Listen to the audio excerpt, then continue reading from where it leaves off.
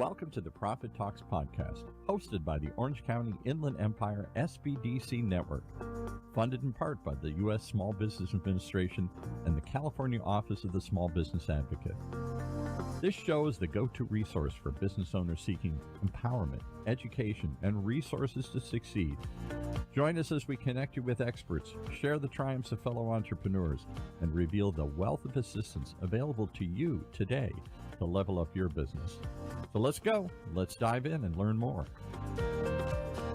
And boy, you're going to have to hold on to your seats here today because we got a wild whirlwind journey here with an actual professional comedian and artist now, Roxy Rich, joining us in the house. Welcome, Roxy. Hey, Paul. Thanks for having me. You spent 20 minutes telling me your wild tale. I don't think we got through half of it here. So we're going to try and see in the next 20 minutes if we can somehow condense it down into a manageable story here. What a wild journey you've been on your whole life. Many times we have people come and say, you know, I always wanted to be an entrepreneur, but I did something kind of steady, dare we say boring, just kind of predictable. And now at some point in my life, I'm taking a risk. I'm jumping all in. You've been jumping all in from the time you arrived in L.A., which was when? You came from Florida and you arrived in L.A. when? December 1992. Yeah. And what a time to come. Was it Rodney King riots around then or something? Exactly. It was just ending. I mean, and I had just been through Hurricane Andrew, because I was actually down in Miami when that happened, and I had to flee there. I got here just in time for a year later for the Northridge earthquake to hit. See, I mean, now I know the cause of all this stuff. You're a natural force of nature here. You're just absolutely a whirlwind that came into town and just upended everything. So you came here because what? You wanted to get in the entertainment industry, doing comedy mostly? Well, yeah, I was already in the entertainment business. I was doing comedy in Florida already. Gosh, what was the name of that club? Big famous clubs down there. Well, you came here. Polarities. I was doing Groucho's down there. Groucho's, Larry. heard, yeah, and I had actually started it in college at LaGrange College in Georgia. I had a theater scholarship. It was just a 1-year only scholarship, a partial scholarship. But I went, took it, did everything I could. I was in Steel Magnolias, the play, before the movie came out. Okay, there you I was go. Weezer. I was the youngest person in the play, playing the oldest cast member. So here you are in LA making a splash, and you're playing clubs like, did you play the Comedy Store? Yes, Sunset, yes. It took nearly, 2004 when I finally made paid regular at the Comedy Store. It might have been non-paid. I think I was a non-paid for 2 years. And then Mitzi Shore was like, because they let you go up for free and take advantage of it. And then at some point you actually get a paying gig. Well, you have to keep going back. I mean, I just showed up and showed up and showed up and showed up and showed up. And then I auditioned and auditioned and auditioned and auditioned. I think it took 8 to become a non-paid regular, and then 2.5 years This is later. like the 90s. This is right after Richard Pryor played up there. I met Richard Pryor because I was there. I was already a paid regular by that time. And let me tell you, when the guy called me and said, Mitzi says you're paid regular, I just almost died. Right? Yeah. Like it only took 14 Go years. look up that whole era there. I lived in Hollywood right before that in the 80s. I was in the entertainment industry as an entertainment publicist. Johnny Mathis, the Police. I worked with all these crazy people. We used to go to those clubs all the time. And what a time to see Sam Kinniston on stage at the, before he was hit big before and my stuff. time. I'm sorry I missed him. Oh. But Andrew Dice Clay was there. Andrew Dice Clay. Yeah, I was on stage upstairs, and George Carlin was on stage downstairs. I went, man, I made it. You oh made my it. God, I'm at the Comedy Store. But even when you make it, unless you get the big, the Jerry Seinfeld jackpot here, and you get a series, it's hard. You got to stay alive. You got to waitress. You got to do tables. You got to do all sorts of crazy things to just pay the bills. In fact, like you say, you'd get off at 3 o'clock in the morning, get home or whatever, and now you got to get up and go to do something to make money throughout the day. 5 a.m. I was somewhere. I mean, you're out doing, and you have to hit all these other shows just to stay good, Right. And then you're going on the road, and in the meantime, trying to juggle a job, and you can't really have a full-time job because you got to do auditions in the morning, and you have to But it study. doesn't pay enough. That's what people don't realize when you're coming up. Even if you made it, you get a paid gig. That's like one spot a week or a couple of spots a week. It pays gas money. Yeah, exactly. I mean, it's costing you money. You're basically in the red for however long it takes you to make it. I mean, I did. I had success. I went all, I did I drove to Kelso, Washington for $100. I flew to Reno, rented a car, and drove to Winnemucca, Nevada more than once. Say that three times real fast. Yeah, to do Ely and Elko, Nevada. All the big circuit. Yeah, The big skirt. Oh, yeah. Elko, Nevada. I mean, these comedians, you just don't know what they're going. They're driving all night. They're working in these all over and I loved it. I absolutely love it. I still love it, and I intend to do more of it. And you still do it. I do it. I headlined a gig down here in Temecula last Murrieta, and then featured at the Shamrock last year. But our story isn't about that journey, which still continues. It's about how do you survive in the daytime. And you did all sorts of crazy stuff. Dealt blackjack, you said. You worked at did retail sales. You did all sorts of crazy stuff. Doesn't sound like you did much. Or you did some waitressing. You did at the Roxy or something. Well, I was blackjack dealing at the Roxy. I'm a waitress, a cocktail waitress at the Dresden, the famous. Hey, Marty and Dresden. Elaine. Oh, I missed my friends at the Dresden. Hi, Jim. Go look that. I think it was the movie Hi, Swingers Dana. with Vince Vaughn way back when. Oh, I think yeah, that and I was even it. had an art exhibit there, actually. I worked at the boutique next door. For 15 years, I worked there, and I lived 3 blocks away, and I finally convinced the owner to let me have an art exhibit there when I had started doing art. Kind of this cool underground club that didn't they do like swing dancing and stuff there? No, they had vintage music, and the whole place Vintage hasn't music, yeah, changed right. in 60 years. They still have on one side, it's all these giant white booths. It looks like a mafia movie. Yeah. And then the other side, they have a piano bar, and Marty and Elaine were playing there for 40 years. I mean, when I moved to LA, I That's sat right, in and Marty, sang with them. Had I forgotten that name, Marty, and what was it, Elaine? And they were. If you were in the hip crowd in those days, you knew that name. They never made it to the national level, but the people in the know went and watched them perform. Well, for 40 years, they booked a gig for 40 years that they survived on. I mean, that's Yeah. success, and they're known all over the place. They were in movies, but I went and sang with them when I was 23. And then later, forgotten I that convinced the owner to let me have a comedy show there.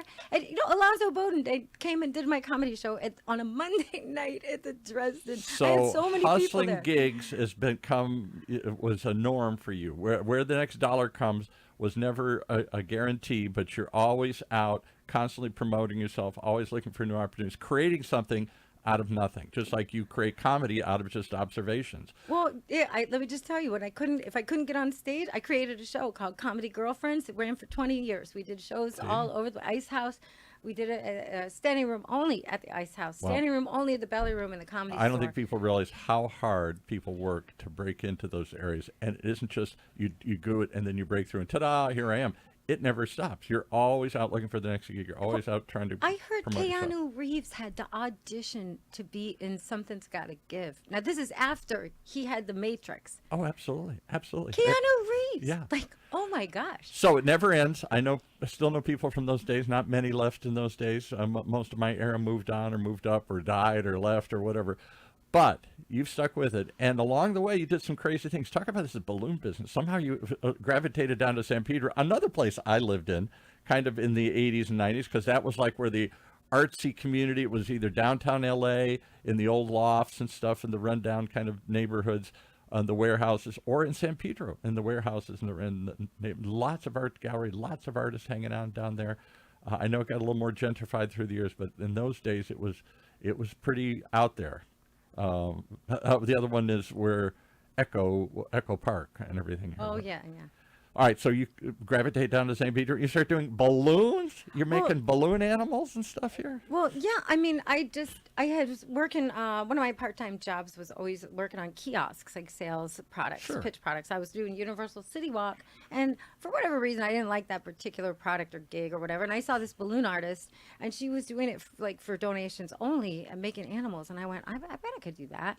What if I could do that? What if I could do that? Yeah, and so then I kind of went online. I found this company, Balloon Abilities, that would train you if you agreed to work for them for 6 months. And you have to go out into a restaurant and where all the kids are, and then make entertain balloons. people. You can't just make a little dachshund. You got to make all sorts of unique things and stuff here. Well, yeah. So I worked for them for 6 months. I learned how to do it, but then I thought, I met this other balloon guy I who always was wanted making, to know how to do that, how to twist these balloons together and make something out of it here. Well, it takes practice, but I met this other guy who made kind of elaborate balloons, and then I asked him to teach me, and he did it. He did it. Miguel, thank you, Miguel, for us. Miguel, if you're out there listening, Thank you. I said, well, what did that cost me? And he said, a sandwich. For a sandwich, he taught you how to do it. Well, and he gave me several lessons. And then he told me, why don't you go out to San Pedro? Maybe you could do it out there. And I went out there, and I was there for 15 years. Did you go on like the cruise boats and all the other stuff? Well, no, I DJ'd on the cruise boats because I met the owner who did that, and I would make balloons all day. The harbor cruises and all that kind of stuff. Yeah, and then I worked on the balloon. I worked there and in the restaurant and everything. I mean, it's just, whatever. If somebody says, can you do this? And I can do it, yeah, I can do that. Why not? All right, so from that, I'm still trying to figure out comedy. I get the journey there. I get the ongoing struggle. I get the need to make money during the day, and you came up with this crazy thing. And you're actually making enough like to buy a car and stuff making balloon animals here. You said when you went to club one night, somebody said, balloon animals paid for that SUV? Yeah. well, I'll tell you why. Because before the balloons, I was working for a blackjack table all over the place, just the Roxy and other Century Club. Right. And this guy didn't want to do it anymore. So I bought a table. And that was my first experience really owning something, investing and owning in something and being an owner. And so you discover what is it like to have to purchase something and then reap the benefits of it and all the negotiating, the red tape and everything. So I was doing it at Century Club. You can't just show up like you do on stage. You got to negotiate the contract. You got to figure out the cost and the delivery and all the other things. Exactly. Comedy, your investment is just getting through the club and looking appropriate, right? And so here... Well, there's more cost to that. I'm not going to lie. There is. But you don't have to go out and buy merchandise. No inventory. So that was really my first experience, and I liked it. I only worked a couple nights a week, and I did that for quite some time. But then when I found out how to make these balloons, and I started doing it on the weekend, I was making so much money on the balloons. But it was Saturday and Sunday, and I was working Friday night and Saturday night. Right.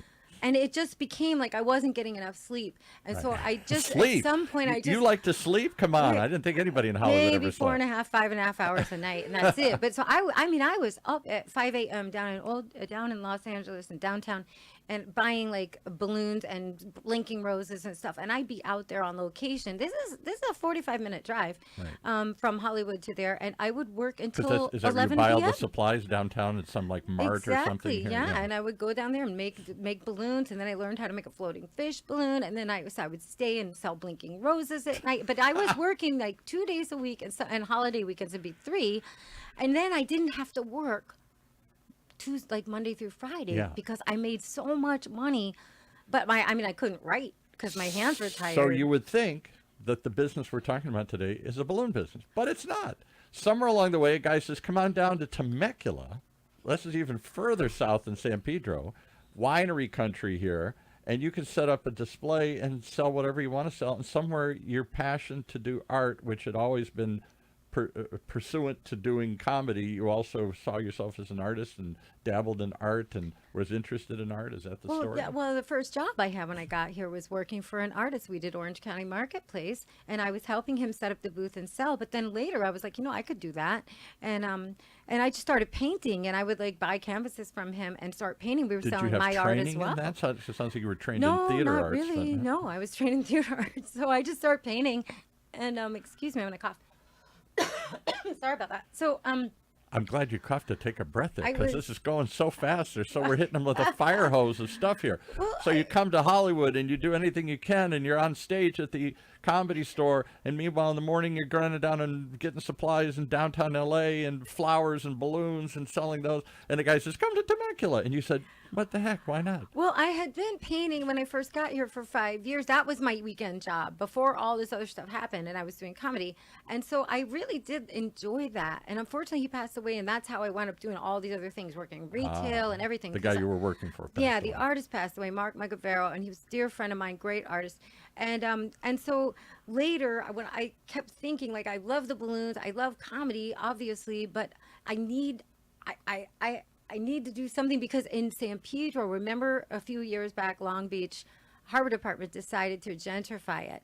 5 years ahead of time, I knew that business wasn't going to be there anymore. Right. And honestly, I wanted so it happens all these cool to areas. paint. Eventually, other people want to live there, and then pretty soon the condos go up, and then the big box stores come in, and suddenly it doesn't look like the funky downtown artist hangout loft district that everybody was drawn to here. Well, exactly. But on this note, like as an artist, I am an artist in many, many ways. I'm also a writer. I published a book called Roxy Does Retail. Like Roxy you Does meet these Retail. comedians, right? Todd Parker, who maybe, I don't know if you ever heard of him, but he's a brilliant painter and artist. You meet like Joe Rogan, actually, he's a fighter. You know, these artists do MMA other fighting. things. Absolutely. You know, you see these artists, they're not just a comedian. They play the guitar.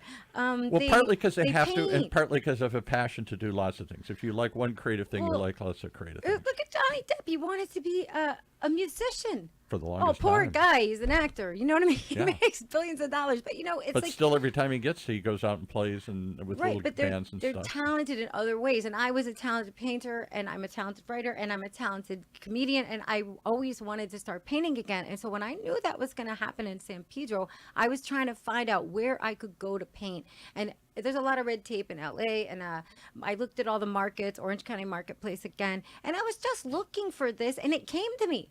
It was like the universe went, yeah, you're supposed to do this Come on because up. I So met somebody you in set up at Temecula. a winery, Maurice Curie Winery, one of the bigger ones, well-known ones down there. Yeah, I started commuting here. And suddenly you're setting up a tent on the weekends and coming down and selling what? Art? You're not I doing was balloons selling anymore. art. No, I started selling art. And so, well, you know what? If that business was going to go down, I'd rather not wait till the last minute and then have nothing to do. So I closed the business, sold my equipment, and I started commuting to Temecula. And I was still up in LA working all 4 days Long during the commute, week. Then yeah. I'd drive down, set up a tent, sell the art, stay overnight and sell the art, and then go back and get back to work up there. And I was doing this for 8 years before Wow. I ever moved here. And during that time, developing my skill as an artist. Now, what struck me is, anybody listening to this story, you've obviously been a self-starter and an entrepreneur. I mean, you have done what everybody dreamed of. I'm just going to do it. I'm going to move to LA. I'm going to get on stage. Oh, I need to make some money. How about balloons? How about a blackjack? How about this? Anything and everything. Yet, when it came to this fine art gallery of really not just painting, but selling this stuff, you kind of sound like you had a little doubt. Like, I really don't know what I don't know. And so this, somehow you reached out to the business center at the Small Business Development Center down at Temecula there.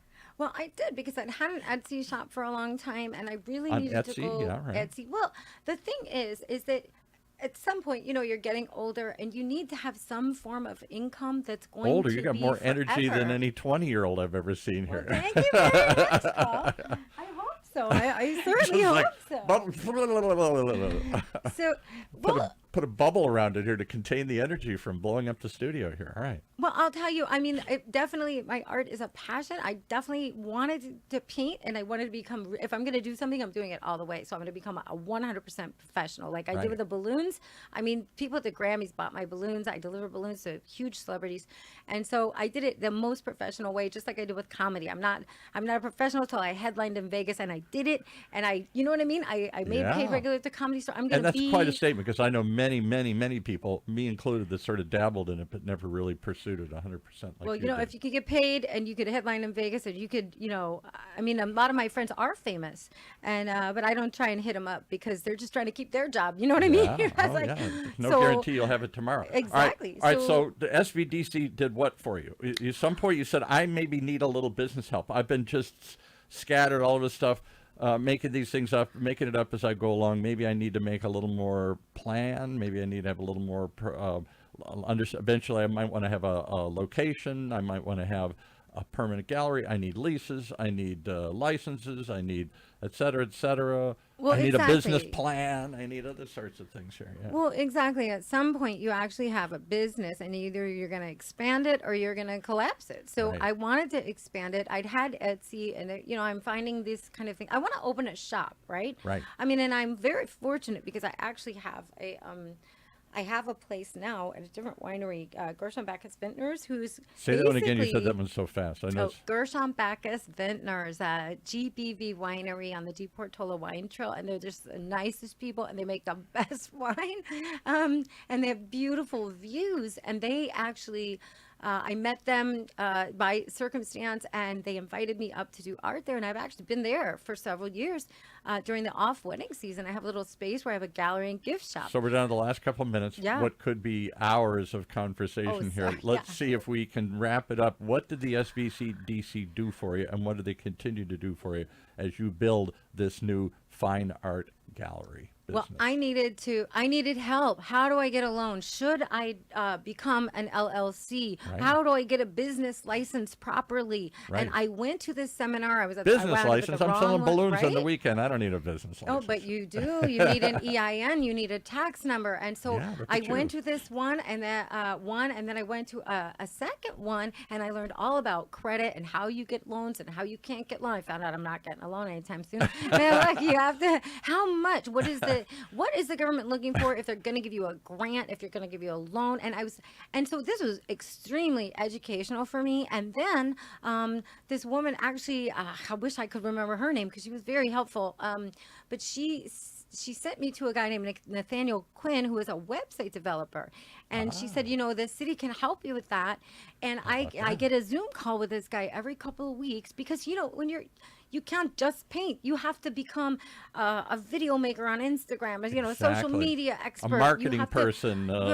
PR, but you have to, all these websites require some SEO and HTML, and how does it look not cluttered, and Google Analytics, and, there's just all this stuff, and you're doing it by yourself. Yeah. And I'm doing this at 5:30 a.m. when I get up for a couple of hours before I go to work, and either go to the winery to paint, or actually they hired me, thank God. I have a job, a side job now as a wine educator too, and so it's really grateful for that. But this Shopify store is really starting to do a lot better because of the help that I received from the Small Business Center and even Temecula Valley Museum.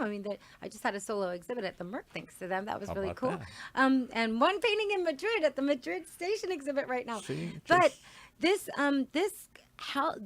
seminar really helped me determine what I need to do. This is a seminar put on by the SBDC. Yes, and it told me what I need to do, like debt ratio. So from a seminar, you led to working with consultants, and they've opened up people working with your website and to help your marketing plan and to help to grow this business. How long have you been doing this now, and how's it going? So I changed to Shopify maybe 3 years ago.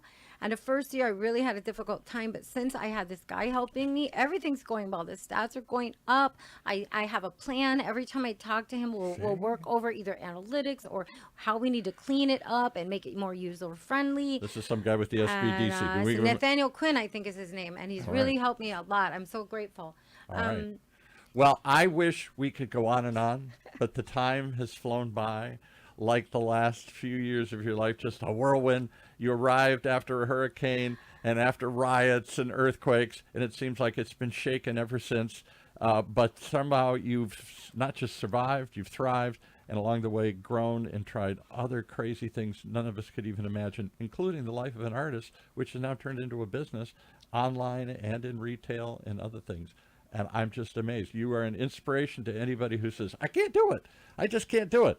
I don't think those words ever come out of your mouth, do they? What word was that? I never heard it before. I can't do it. No. Anything can be done. Just get on it. There you go. Just get on it. All right. So if they want to go learn more about all the many things you're doing, is there a site? Is there a place to learn about Roxy Rich? Yes. You can go to prettypaintings.com. And that's a story how I got that. Oh, I'm a salesperson. We Let me don't tell even you. have time for that. Oh, too bad. Prettypaintings.com. Yes. We're going to tease you with that. Go out and learn the story on the site. I'm sure it's there.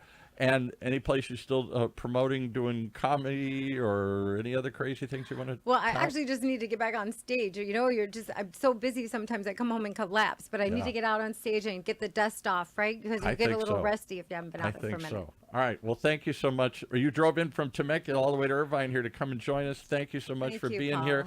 What a story. Go check it out. It's just a scratch in the surface on what has been an amazing life to date and an amazing story of grit, determination, can do, will do, just do. I think that's your motto here, right? Well, thank you. And if you haven't been, go down to your local business, Development Center, because they will help you. They have many resources. I love it. All right. Thanks for joining us. Thank you, Paul.